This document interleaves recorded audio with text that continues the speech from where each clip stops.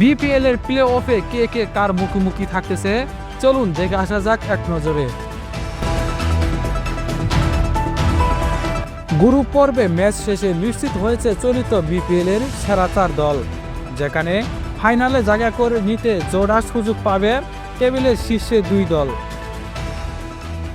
অন্যদিকে শিরোপা মঞ্চে পা রাখতে 3 ও 4 থাকা দলকে করতে হবে জোড়া সংগ্রাম। গ্রুপ পূর্বে 12 ম্যাচ শেষে 9 জয়ে 18 পয়েন্ট নিয়ে টেবিলের শীর্ষ দল তামিম ইকবালের ফরচুন বরিশাল, 8 জয়ে 16 পয়েন্ট নিয়ে দ্বিতীয় সেরা দল চিটাগাং কিংস। তাদের সমান পয়েন্ট নিয়েও নেট রান রেটে পিছিয়ে থাকার 3 অবস্থান রংপুর রাইটার্সদের।